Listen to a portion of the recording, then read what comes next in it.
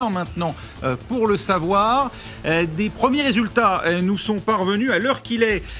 Hillary Clinton engrange le soutien de 44 grands électeurs contre 40 pour Donald Trump. Donald Trump qui remporte l'Indiana, 11 grands électeurs. Il remporte également le Kentucky avec 8 grands électeurs. La Caroline du Sud, 9 grands électeurs. La Virginie occidentale, 5 grands électeurs. Et enfin l'Oklahoma, 7 grands électeurs. Et puis Hillary Clinton, elle, vire en tête et donc remporterait, selon Associated Press, notre partenaire, le Vermont, 3 grands électeurs. Washington DC, le district de Columbia, la capitale, 3 grands électeurs. Le Delaware, 3 grands électeurs. Le Massachusetts, 11 grands électeurs. Le Maryland, 10 grands électeurs. Et enfin, le New Jersey, 14 grands électeurs. Ce qui donne donc ce total de 44 grands électeurs pour Hillary Clinton. Et à l'instant, on apprend que Donald Trump remporte le Tennessee. 11 grands électeurs pour Donald Trump qui vire en tête. 51 grands électeurs donc pour Donald Trump. Et on va partir voir tout de suite les conséquences à tirer de ces premiers résultats à Washington avec James Sandré, Sophie Malibaud. Oui, James Sandré, ces nouvelles tendances, de quelle nature sont-elles? Est-ce que ça donne une indication un petit peu sur la tournure que prend cette bataille électorale? Écoutez, très franchement, c'est vraiment trop tôt pour le dire. C'est vrai que tous les États qui viennent d'être cités sont des États dont on savait déjà qu'ils allaient tomber dans l'escarcelle de Trump ou bien de Clinton. Par exemple, on sait que tous les États comme le Tennessee, par exemple, vont tomber chez Trump et ce ne sont pas des swing states. Les swing states, pour l'instant, c'est ce que tout le monde regarde et c'est là que ça va se jouer, c'est là qu'on aura de vraies tendances. Et en fait, je suis en train de regarder en direct, si vous voulez, les résultats tombés en ce qui concerne, par exemple, la Floride. C'est véritablement très, très proche pour l'instant. On ne peut pas donner le résultat. C'est impossible. On ne sait pas qui a gagné la Floride pour l'instant et pourtant une très grande partie des votes sont comptés. Donc ça se joue à quelques comtés et on le saura dans quelques minutes. Mais il faut attendre jusqu'au bout et c'est un petit peu ce qui est en train de se passer pour l'instant dans tous ces swing states. L'Ohio, la Pennsylvanie, la Floride que je viens de citer, la Caroline du Nord. Il va falloir attendre et c'est vrai que ce qu'on est en train de voir, en tout cas selon les projections des grandes chaînes américaines, c'est que ça se joue dans un mouchoir de poche et on va voir, mais c'est impossible pour l'instant de dire qui est en tête dans cette course sur le réel, c'est-à-dire sur le nombre de grands électeurs, puisqu'il faut le rappeler, c'est cela qui compte et pas le vote populaire aux États-Unis. Une chose semble certaine, ça on peut le dire à l'heure qu'il est, James Sandré, c'est qu'une administration s'en va. Ça annonce, quoi qu'il arrive, de grands changements à Washington. Ça c'est certain. De toute façon, on sait que si Donald Trump arrive en tête et gagne cette élection, c'est toute l'administration qui va changer, qui va perdre son poste. Et il faut bien voir que cela fait partie intégrante de la politique américaine. George Walker Bush, quand il est arrivé au pouvoir, avait tout simplement remplacé l'intégralité de l'administration. Et cela d'ailleurs jusqu'à un niveau qui n'est pas si élevé. C'est-à-dire qu'on ne change pas juste, on va dire, les patrons des différentes agences. On va changer les patrons et puis également un échelon, voire 2 échelons en dessous au niveau de la direction de ces organismes qui font tourner Washington. Donc il y a beaucoup de gens ici dans cette ville pour lesquels leur poste est en jeu. Et alors tout cela, ça revient à quoi? Ça revient au soutien de ces personnalités qui sont des gens évidemment très importants qui vont apporter leur soutien à un candidat, à un autre. Alors si c'est Hillary Clinton, elle va sans doute garder une partie de l'administration Obama. Maintenant, il y a ceux qui auront choisi d'autres candidats, par exemple pendant la primaire, eux risquent d'être remplacés. Et puis bien sûr, il y a tous les soutiens d'Hillary Clinton elle-même qu'elle va vouloir placer, ceux qui l'ont soutenue ouvertement, ceux qui ont financé sa campagne, et évidemment, même chose du côté de Donald Trump. Donc il va y avoir beaucoup de changements. Et effectivement, si on voit le soutien de Donald Trump, beaucoup de républicains sont fallen in line, comme on dit, c'est-à-dire ont rallié la campagne, notamment sur la fin. Pourquoi? Parce qu'ils jouent évidemment leur carrière dans les années qui viennent. Il faut voir que pendant 8 ans, ces administrateurs, ces grands fonctionnaires, si vous voulez, républicains, sont restés sur la touche. Donc, s'ils venaient à gagner, c'est le moment où ils doivent se replacer dans le jeu. Merci James Sandré avec nous en direct de Washington. Toutes ces informations de nos correspondants, les réactions également en direct, c'est à suivre sur notre live blog sur Internet dès maintenant et tout au long des prochaines heures sur france24.com. On va en parler également tout de suite avec nos invités ici même en plateau. Charles Voisin, vous enseignez la politique américaine à l'Université de Liège et à vos côtés, Vincent Michelot est professeur d'histoire politique des États-Unis à Sciences Po Lyon. Il est également vice-président de l'Institut des Amériques et on va tout de suite avec vous voir quels enseignements il est possible, Sophie, de tirer de ces premiers résultats? Oui, Vincent Michelot, ces États, la répartition des États entre Hillary Clinton d'un côté, Donald Trump de l'autre, pour l'instant, aucune surprise. Mais ce sont des résultats provisoires, mais tout de même assez fiables. Oui, ce sont des résultats fiables, évidemment, puisque là, on s'appuie non pas sur des sondages sortis des urnes, mais sur des résultats réels. On rappellera que les Américains votent pour la très grande majorité d'entre eux avec des machines électroniques, et donc le dépouillement est instantané et très vite envoyé dans la capitale de l'État, qui va certifier le résultat, mais plus tard dans la soirée. Et on n'a aucune surprise à ce stade du dépouillement, mais des indications sur le fait qu'effectivement ce sera une élection serrée, mais tout le monde le prévoyait en Floride. Et on attend surtout deux autres États de la côte Est, que sont la Caroline du Nord et la Virginie, et puis bien entendu l'Ohio, même si l'Ohio depuis quelques semaines, semble pencher plutôt en faveur de Donald Trump. Peut-être une indication, Charles Voisin, sur la Floride, elle concerne la réélection de Marco Rubio. On le sait, c'était l'un des candidats à l'investiture républicaine. Voilà, c'était un adversaire de Donald Trump et il a vraiment fait une mauvaise campagne. Il n'a même pas remporté son État, la Floride, durant les primaires. Et il avait juré qu'il ne ferait pas les deux en même temps, qu'il ne ferait pas la présidence d'un côté et le Sénat. Et il a changé d'avis pour sauver la majorité républicaine au Sénat. Et donc, voilà, apparemment, c'est gagné pour lui. Voilà. Est-ce qu'il vous semble pour l'instant que la façon dont les deux candidats, les deux principaux candidats ont organisé leur dernier meeting de campagne peut avoir un impact sur les résultats à venir, ce qu'on attend encore, notamment du côté des swing states, des États pivots? Je crois que tous les observateurs ont eu la même réflexion. C'est que d'un côté, Hillary Clinton a eu une stratégie très conservatrice où elle a centré tout son temps, son énergie sur des États qu'il lui fallait absolument gagner, alors que Trump s'est d'une certaine manière dispersé. On l'a vu par exemple aller dans le Michigan, dans le Minnesota, où ses chances de l'emporter sont très faibles, et on n'a pas bien compris s'il s'agissait d'une manœuvre de dernière minute un petit peu désespérée, ou si sa campagne disposait d'informations selon lesquelles la situation dans ces États traditionnellement démocrates que sont le Minnesota et le Michigan par exemple, indiquait un resserrement. Un manque de discipline. Ouais. Soit un manque de discipline, soit une stratégie finalement où on n'arrive pas à choisir véritablement là où il faut investir son temps, son argent, soit une forme d'indécision. Mais je crois que la discipline, elle était là clairement du côté de Hillary Clinton, qui après les dernières révélations du FBI a plutôt joué la sécurité, c'est-à-dire qu'elle était dans une dynamique auparavant qui la faisait aller vers l'Arizona, par exemple, ou même vers la Géorgie, qui lui disait même qu'il y aurait quelque chose au Texas. Et puis là, après les révélations du FBI, on l'a vu se resserrer sur les États absolument clés et tout miser sur la Floride et puis son mur de défense dans le Midwest, le Michigan et le Minnesota. On va partir tout de suite aux États-Unis, d'abord à New York, où nous attend une élue démocrate. Bonjour Capri Cafaro, vous siégez au Sénat de l'Ohio. Également avec nous, en direct de Washington, la capitale, Dana White, qui a été conseillère en politique étrangère de John McCain. Et avec moi, bien sûr, pour vous interroger, Sophie Malibaud.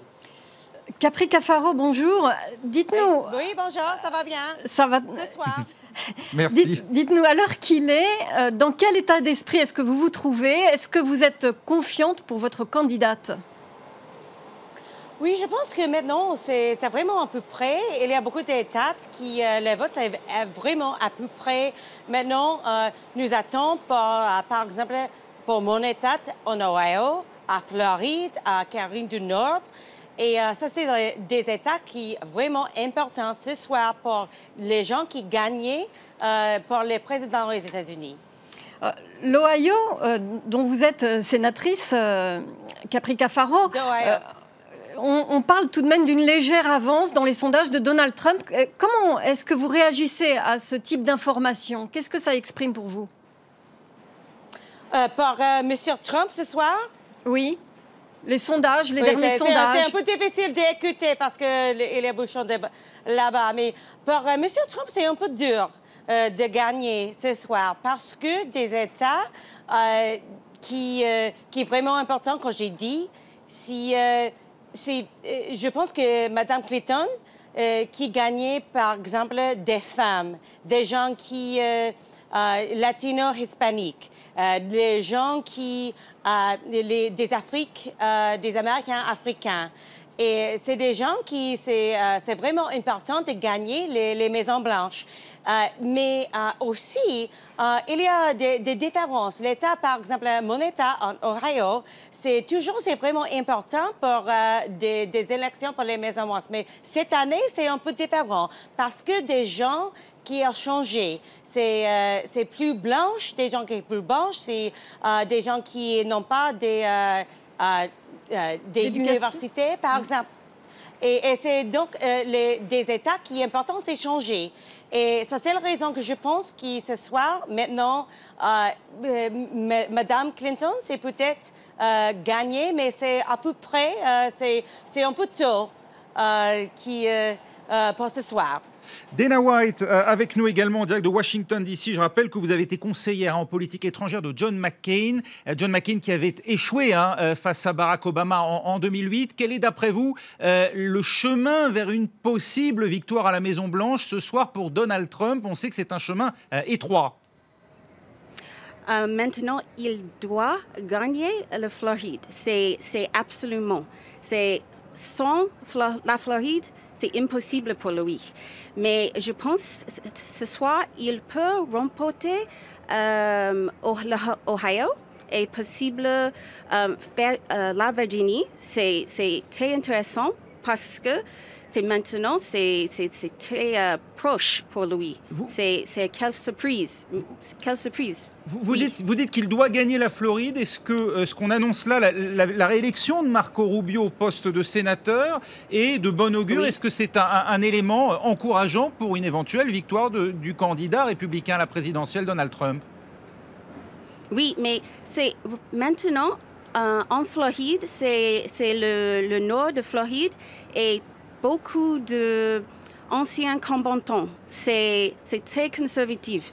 Mais je pense que c'est bonne nouvelle, peut-être pour lui, mais pour Floride. Mais sans Floride, c'est impossible pour lui.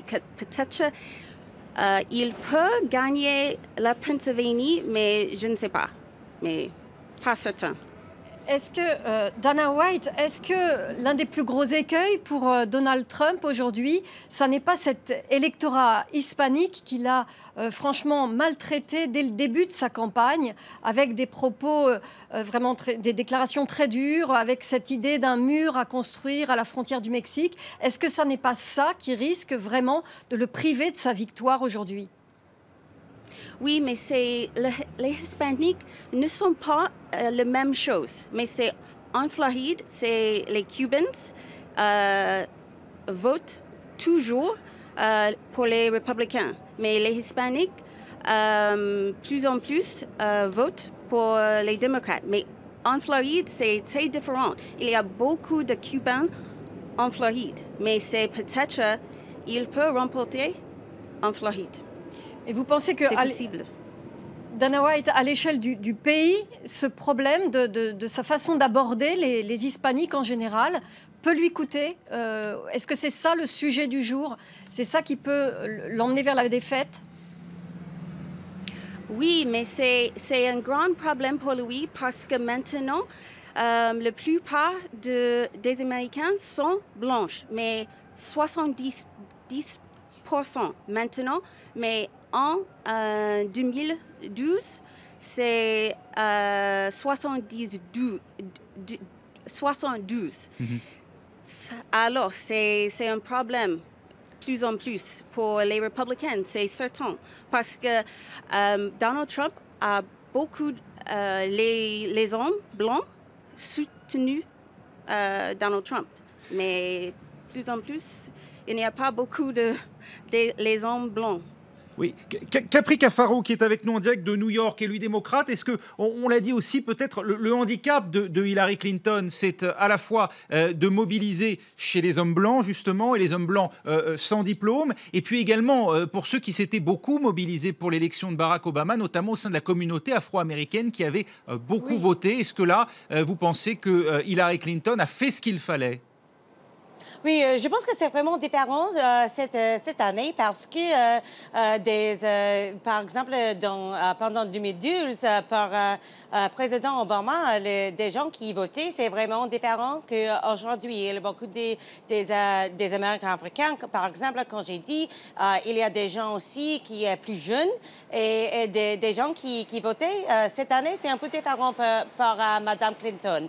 Alors, s'il vous plaît, dans les sujets de la Floride, quand l'autre gens qui a déjà parlé avec nous, je pense qu'il y a une différence entre des gens qui votaient pour le Sénat, pour M. Rubio, et des gens qui votaient pour M. Trump et Mme Clinton. Oui, il y a vraiment une différence entre des Cubains et aussi les Portoricains, mais je pense aussi, si, par exemple, Marco Rubio gagnait pour le Sénat, ce n'est pas nécessaire que M. Trump gagne la Floride pour les présidents aux États-Unis. Mais je pense que c'est une nuit. Ce n'est pas possible de dormir ce soir, peut-être. Capri Cafaro, peut-être déjà un élément qui ne va pas forcément vous faire plaisir. D'après la chaîne américaine NBC, les républicains, même si on s'en doutait un peu, garderaient le contrôle de la Chambre des représentants. C'est une déception pour vous ? Oui, je pense pas. Je pense absolument, c'est absolument nécessaire de gagner. Et je pense que c'est le Caroline du Nord, c'est un peu difficile d'attendre parce que beaucoup de bouchons. Je suis désolée encore, mais je pense que nous avons dit que c'est nécessaire de gagner le Caroline du Nord, oui. Oui, non, la Chambre des représentants, Capri Cafaro, les républicains, semble-t-il, gardent le contrôle de la Chambre des représentants. C'est du moins ce qu'indique la chaîne américaine NBC.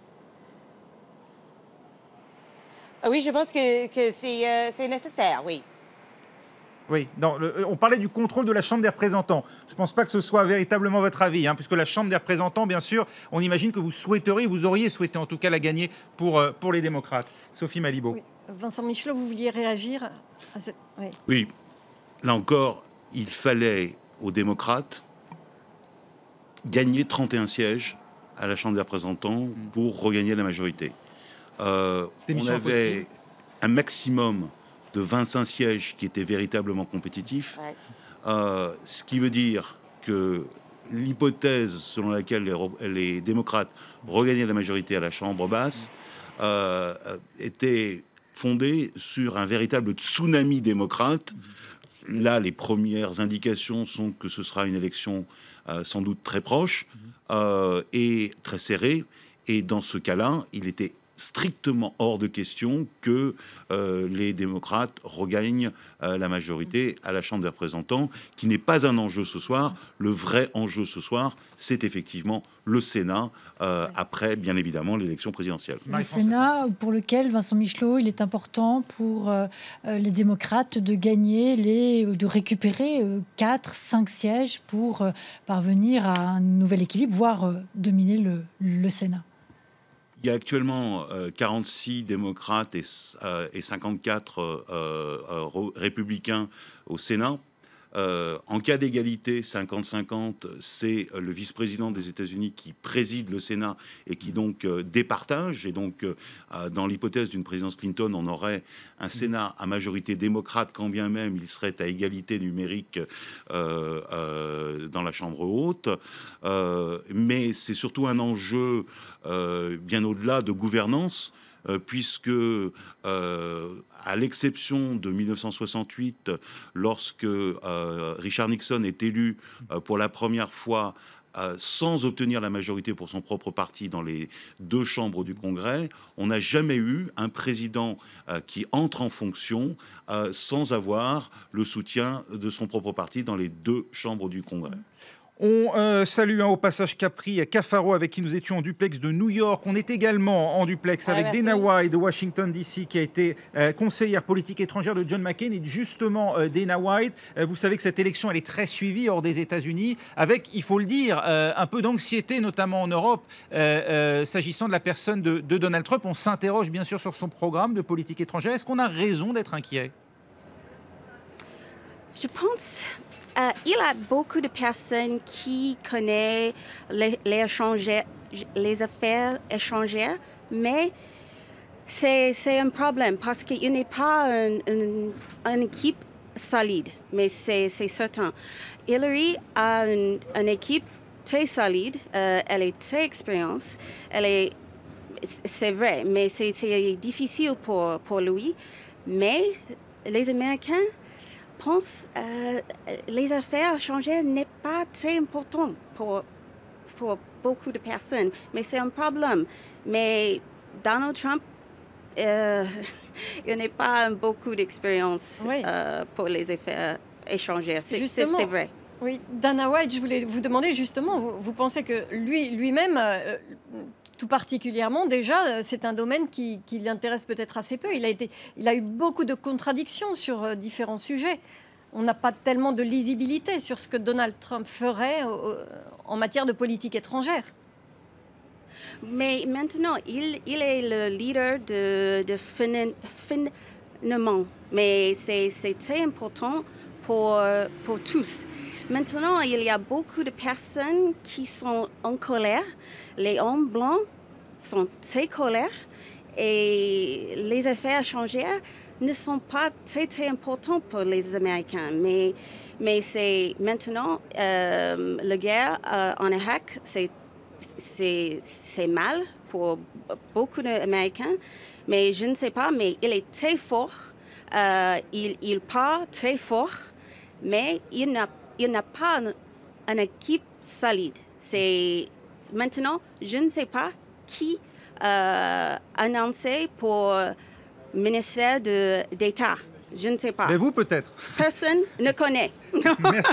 Merci beaucoup, Dana White, d'avoir été avec nous en direct de Washington. Alors justement, ces questions de politique étrangère, elles sont importantes. Peut-être on va revenir très rapidement sur les tout derniers résultats qui nous parviennent. On est actuellement à 44 grands électeurs, toujours pour Hillary Clinton, et 60 grands électeurs désormais pour Donald Trump, selon notre partenaire Associated Press.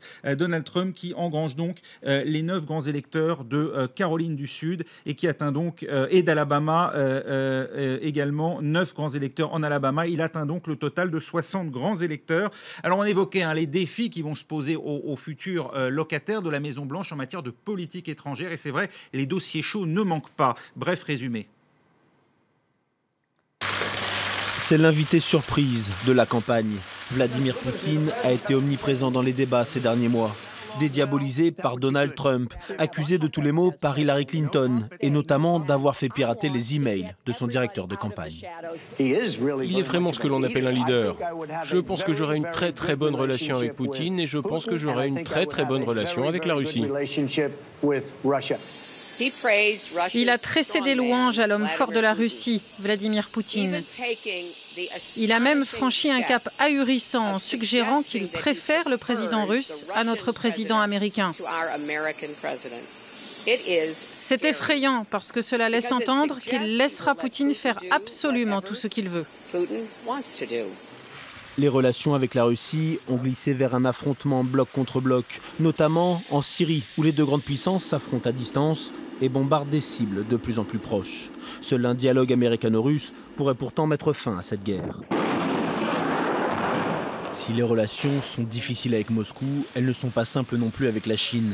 Les États-Unis tentent de modérer les prétentions territoriales de Pékin, notamment en mer de Chine, au détriment du Japon, proche allié de Washington. Toujours en Asie, la menace d'une bombe nucléaire en Corée du Nord inquiète les États-Unis. Malgré les sanctions à répétition, Pyongyang poursuit ses essais nucléaires. La question nucléaire est plus apaisée avec l'Iran, mais la pérennité de l'accord conclu l'an dernier avec Téhéran sera réellement à l'épreuve lors du mandat du nouveau président américain. Cet accord a suscité la colère de deux alliés de longue date des États-Unis, Israël et l'Arabie saoudite. Les relations entre Barack Obama et Benjamin Netanyahou ont été exécrables. L'espoir d'une résolution du conflit israélo-palestinien s'est évanoui un peu plus encore ces dernières années. Les liens de Washington avec Riyad se sont également dégradés. Deux dossiers difficiles à gérer dès le 20 janvier prochain pour le 45e président des États-Unis.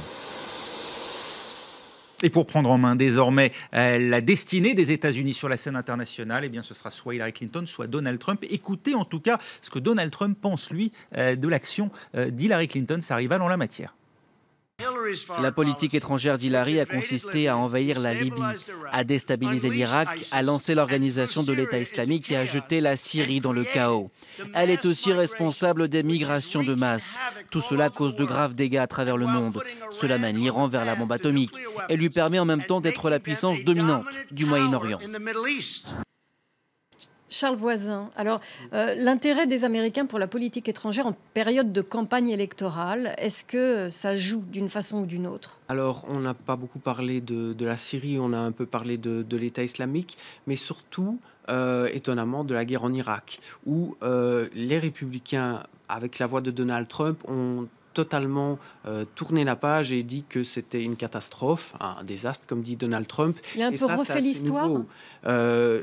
Il change toute la ligne de son parti, au point de vue économique, au point de vue de la politique étrangère. Tout est différent. Et donc, il a une politique isolationniste, et ça tranche énormément avec le néoconservatisme des années Bush. Alors, il y a quelque chose de sensible aux États-Unis, c'est la sécurité nationale, et notamment peut-être aussi l'attitude à adopter vis-à-vis de la Russie. Ça, c'est un sujet, ces emails piratés. Est-ce que, à votre avis, c'est quelque chose qui peut avoir un impact sur les électeurs américains, Vincent Michelot? Non, absolument pas. Les thématiques qui résonnent et qui sont à l'intersection de la politique étrangère et de la politique intérieure, c'est d'abord l'immigration. Ouais. Sous plusieurs formes. C'est l'immigration au sens où Donald Trump propose par exemple de construire un mur entre le Mexique et les États-Unis. C'est aussi la dimension strictement sécuritaire, d'où cette idée parfaitement répugnante d'un point de vue constitutionnel d'interdire l'entrée sur le territoire des musulmans pour prévenir d'éventuels attentats, tout en rappelant que la plupart des auteurs des attentats, dont celui de Floride récent, avait des auteurs qui étaient nés sur le territoire des États-Unis.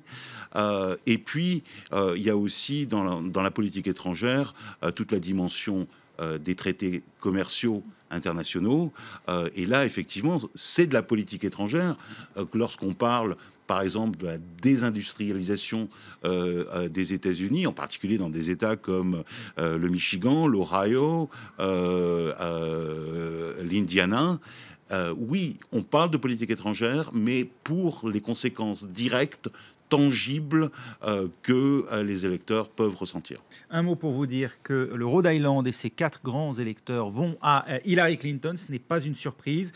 Le dépouillement en Floride continue de progresser. On est à un peu plus de 70% maintenant des bulletins de vote dépouillés. Et c'est très, très serré. Donald Trump mène d'à peine un point devant Hillary Clinton. On est à 49-48 avec les arrondis.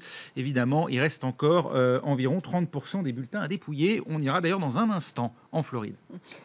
On était en train d'évoquer les accords commerciaux internationaux. Est-ce que les deux candidats ne se sont pas un petit peu rapprochés sur cette thématique? Est-ce qu'il y a un clivage assez clair entre eux? Alors, Hillary a changé d'avis un peu. Elle est revenue sur le TTP. Elle a dit que... et c'est vraiment ce qui est reproché à Hillary, c'est d'être un peu opportuniste. Et elle a dit, mais j'étais pas vraiment contre. Et aujourd'hui, j'ai vu... Il y a d'autres éléments qui sont arrivés et j'ai un peu changé d'avis sur la question. Et tout ça, d'ailleurs, on l'a su grâce à Wikileaks. Grâce aux emails qui ont fuité. Oui, beaucoup de choses. On apprend beaucoup de choses avec Wikileaks. C'est vraiment une catastrophe pour les démocrates, ça c'est sûr. Mais donc l'enjeu des traités de libre-échange est capital en fait. Il est notamment très populaire, Donald Trump, avec ce discours-là. L'idée que tous les emplois sont partis au Mexique et en Chine à cause de ces traités. Et Donald Trump, tout son combat, c'est d'aller chercher des voies dans les zones désindustrialisées, notamment dans le nord-est. Et donc, c'est pour ça qu'il fait bataille dans les États de l'Ohio et la Pennsylvanie, avec vraiment des États très sinistrés. Donc, c'est l'éloge du protectionnisme qui peut faire recette, Vincent Michelot ? Oui, avec la grosse contradiction qui est que le Parti républicain est traditionnellement un parti des marchés libres et du libre-échange, qu'il est donc en complète hétérodoxie avec son propre parti. Et puis, il faut quand même rappeler que ces grands traités internationaux, on n'en sort pas comme ça sur un claquement de doigts, et qu'on fait à croire que les États-Unis sortiront de l'ALENA, renégocieront tous les traités qui ont été signés sous l'égide du GATT.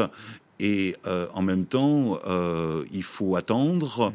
Ça dépendra aussi très largement de la composition du Sénat. Quand bien même ce Sénat serait à majorité républicaine. Donc, soyons d'une extrême prudence là-dessus. Il n'y a pas de magie présidentielle, quand bien même on est dans le domaine de la politique étrangère. On va partir tout de suite en Floride, puisque je vous le disais à l'instant, sur un peu plus de 70% des bulletins dépouillés. C'est très très serré, mais Donald Trump a pour l'heure une courte avance. On retrouve sur place en ligne Véronique Guémard. Véronique, oui, vous êtes à Orlando, donc en Floride. Les démocrates ont donc emporté les 2 dernières élections avec Obama, mais la Floride reste un swing state, comme on le voit ce soir, un État pivot, et il y a encore énormément de suspense autour de cet État. Oui, effectivement, et les 2 candidats sont au coude à coude avec un léger avantage pour Donald Trump. La Floride est un État clé pour les élections américaines avec 20 millions d'habitants, dont plus de 24% sont hispaniques. Leur nombre a bondi au cours des 10 dernières années, et notamment les portoricains arrivés en masse depuis la crise financière de 2005. Des électeurs potentiels plus enclins à voter démocrate, d'ailleurs, qui feront la différence sans doute dans ce swing state. Ici en Floride, plus de 6 millions d'électeurs sur les 13 millions enregistrés ont déjà voté par anticipation. C'était d'ailleurs le plus fort taux de participation depuis l'an 2000. Et les hispaniques ont été 2 fois plus nombreux à voter par anticipation, d'ailleurs, que lors des dernières élections en 2012. Alors on dit que le candidat qui remporte la Floride est assuré de la victoire. La Floride compte 29 grands électeurs sur les 538 au total. En 2000, les résultats avaient été extrêmement serrés. On se souvient, George W. Bush avait remporté cet État clé contre le candidat démocrate Al Gore après plusieurs semaines de suspense et de recompte des voix. Si l'écart entre Hillary Clinton et Donald Trump est à nouveau inférieur à 0,5%, la loi ordonnera un nouveau décompte. On devra attendre plusieurs semaines avant de connaître les résultats. Mais on a eu déjà un résultat pour l'instant qui vient de tomber, c'est l'amendement sur l'utilisation de la marijuana à usage médical qui donc a été approuvé ici en Floride.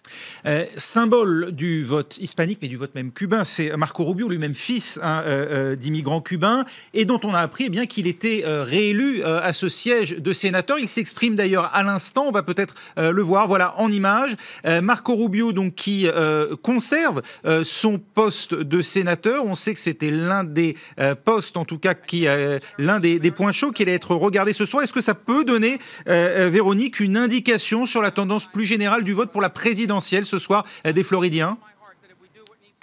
Oui, mais peut-être pas parce que tout le monde ne vote pas pour un parti, pour tous les postes qui sont à pourvoir, notamment donc sénateurs, mais aussi à la Chambre des représentants, les juges, les conseillers locaux, les maires. Donc ce n'est pas assuré, mais c'est vrai que ça peut donner une indication. En tout cas, Marco Rubio comptait sur un soutien assez large ici en Floride. Il a donc été réélu. Il est aussi très critiqué pour ne pas avoir suffisamment répondu aux attentes des nouveaux immigrés, par exemple, justement, évidemment tous les portoricains, les latino-américains en général arrivés ces dernières années, eux veulent une réforme migratoire. Or, Marco Rubio ne s'est pas beaucoup déplacé au Sénat lors des séances sur ce sujet. Et puis un autre résultat que je vous donne ici, c'est le républicain Carlos Jiménez qui a été réélu à la mairie de Miami-Dade. Merci beaucoup, Véronique Desmar. On va partir sur l'autre État particulièrement scruté qui pourrait donc faire l'élection, l'État de l'Ohio, qui bien, lui a vu ses bureaux de vote fermés depuis presque 1h30 maintenant. On en est encore qu'à environ un quart du décompte. Et pour l'heure, c'est Hillary Clinton qui semble être en tête, mais de très peu devant Donald Trump. Environ 2 points pour l'heure séparent sur environ un quart des bulletins. On retrouve sur place Romain Lemaresquier. Sophie. Oui, Romain, comment ça se passe sur place? Est-ce que les gens commencent du côté de Trump à être un petit peu fébriles, à se dire que ça va être difficile de l'emporter cette fois encore sur les démocrates? Eh bien, écoutez, vu le déluge qui s'abat en ce moment sur Columbus, la capitale de cet État, il n'y a pas grand monde en ce moment qui peut fêter quoi que ce soit dehors. Donc, pour l'instant, il n'y a pas d'euphorie ni quoi que ce soit. Mais pour ce qui est des résultats, écoutez, pour l'instant, Hillary Clinton est en tête avec 49% des voix contre 47,2% pour Donald Trump. Mais seuls 34% du scrutin a été dépouillé ici. La candidate démocrate s'imposerait dans les grandes agglomérations, Cleveland, Cincinnati, Columbus et Toledo. Donald Trump, quant à lui, s'imposerait dans les zones dites rurales, ce qui était prévu d'ailleurs dans les différents sondages réalisés ces derniers jours. Mais il va falloir attendre la fin du dépouillement, car l'élection dans cet État pourrait être très serrée. Il faut rappeler que l'Ohio a toujours voté en faveur du candidat élu à la présidence. Ce swing state, un État clé, pourrait, tout comme la Caroline du Nord, faire pencher définitivement la balance en faveur de l'un des deux candidats, au même titre d'ailleurs que la Floride. Pour rappel, en 2012, Barack Obama s'était imposé ici avec un peu plus de 50% de voix contre 47,7% pour Mitt Romney. Barack Obama était parvenu à renverser la tendance alors que son adversaire était en tête à l'issue des votes par anticipation. Donald Trump était lui aussi en tête à l'issue de ces votes par anticipation. Il va falloir encore faire preuve de patience pour savoir qui des deux candidats s'imposera dans cet État historiquement crucial dans la course à la Maison-Blanche. Enfin, pour ce qui est de la participation dans l'Ohio, nous n'avons pas encore de chiffres officiels, mais elle pourrait être inférieure à celle de 2012, où 67,18% des électeurs s'étaient déplacés dans les bureaux de vote, selon de nombreux dans les bureaux de vote. Merci Romain Lemaresquier avec nous en direct de Columbus. C'est dans l'Ohio. Marie-France Chatin, ça s'annonce serré, effectivement. Oui, mais c'est surtout sur la Floride que j'aurais souhaité peut-être revenir avec vous, Vincent Michelot, très rapidement. On avait beaucoup parlé d'un vote anti-Trump, ce qui ne veut pas dire un vote anti-républicain. On le voit avec la réélection de Marco Rubio et de ce deuxième d'origine hispanique, Jiménez. Ce n'est pas Jiménez. C'est intéressant de voir que finalement, les choses ne se jouent plus finement sur la Floride qu'on ne l'avait escompté sur la question républicaine et la relation avec les hispaniques. Ce que vous dites est tout à fait vrai, et c'est vrai aussi à l'échelle nationale. C'est-à-dire que ce qu'on sait, c'est que, par exemple, traditionnellement, le candidat vainqueur a une queue de pie, c'est l'expression qu'on utilise en anglais, coattails, et qu'il emmène avec lui un certain nombre d'élus au Congrès. Or là, ce qu'on constate, c'est qu'on va sans doute avoir des États dans lesquels les candidats républicains au Congrès et dans les instances des États feront mieux que le candidat à la présidence. Et puis, il faut voir que en Floride, par exemple, on a une population hispanique et qui est composite.